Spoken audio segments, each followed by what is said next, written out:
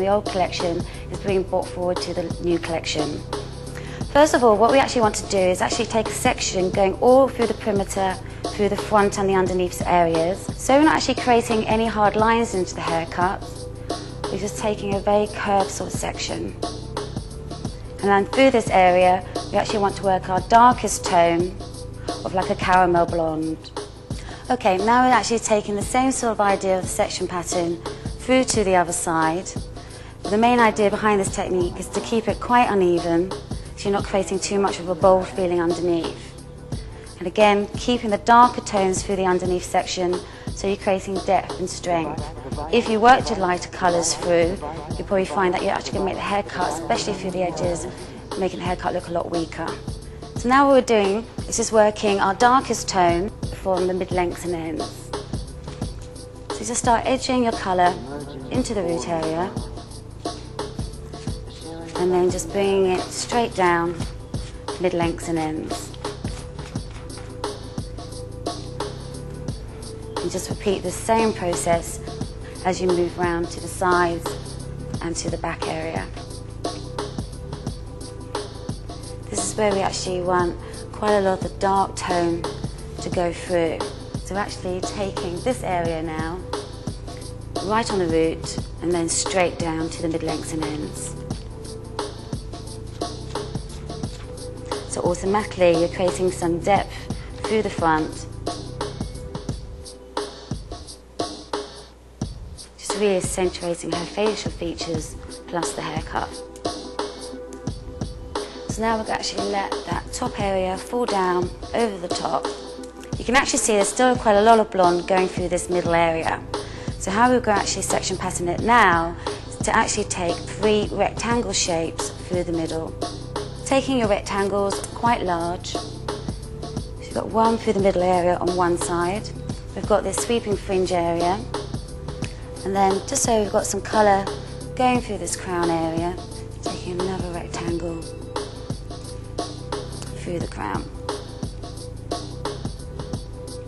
Okay, now what we're working with is our 2 shades of blonde. We just want to work slices from one side across to the other side of the rectangle shape. So just taking a section straight down, keeping it quite fine because we don't want to create too much definition between the colours through this top area.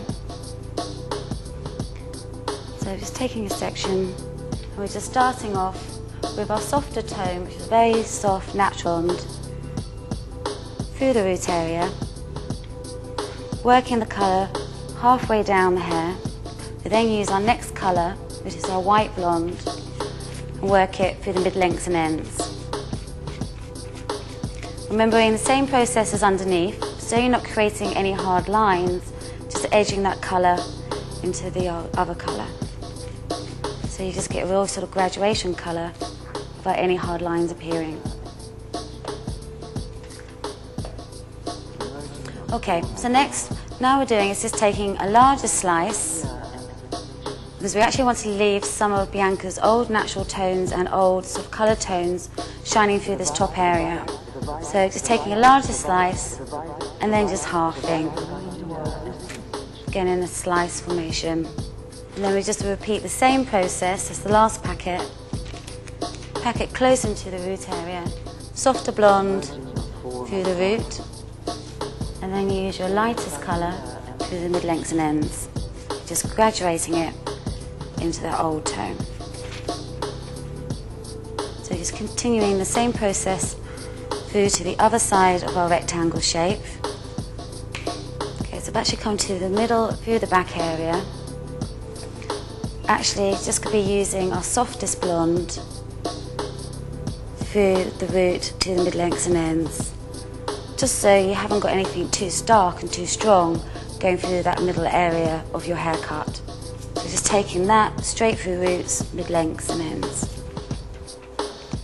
So just working 2 slices of our softer blonde, and then we'll just go back to the process we worked before. Okay, so that's your first rectangle shape finished with the slicing technique, incorporating the 2 shades of blonde, which will fall down softly into that back area. Now we're going to start working through to the side rectangle shapes. Again, working slices from one side across to the other side.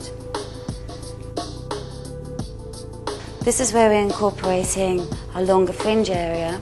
So we're actually really accentuating it. Our first couple of slices, we actually really want to incorporate that lighter blonde. So you really see some definition falling onto that darker. So remember that perimeter area is all dark. Okay, so just working the last slice into the rectangle shape. So actually always leaving a little bit in between each rectangle shape. Just bring Bianca's head forward. So then that way you're always creating a little bit more of a softness. If you continued all the way to the next rectangle shape, then you'll actually form a very hard line of colour. Again, you can see how we've got a little bit of hair left in between each rectangle, so you're creating that softness. And again, repeating the same process, working slices side to side. So a very versatile, very easy sort of technique to incorporate into the salon, and then just depending on your colour choice, it's going to give you a very soft commercial feel or a very strong sort of up-to-date fashion statement.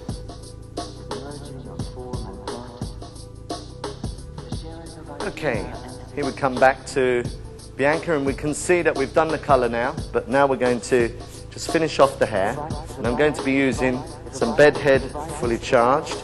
This will give the hair a little bit more body and also allow me to get it slightly sleeker and for it to maintain its shape. And then we're going to power dry the hair.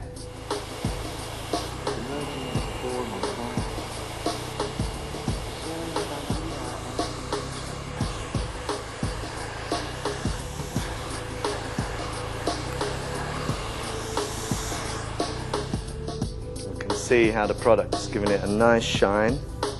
But also what's important there, it gives it the hold.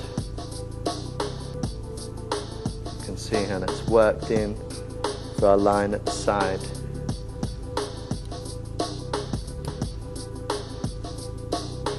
So you need to personalize where you can see a little bit too much strength, say in this blonde line here, just cutting into that a little.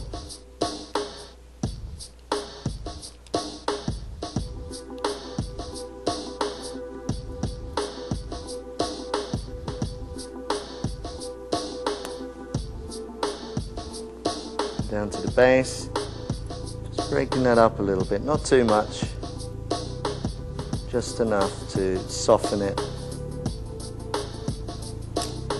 picking up the side bit, a little bit of personalised, just a little bit too much weight there. You can see, just softening that out. Coming down into the base.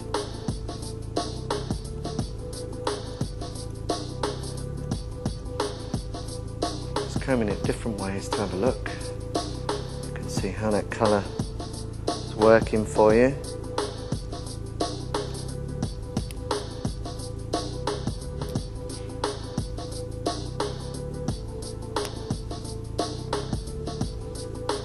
So it works both ways. Now we're going to use some rubber rage. What I want to do is create a little bit more hold and also shine, and that's what rubber rage does for us. Just working it through. I've got enough in my hands. Make sure you don't use too much, but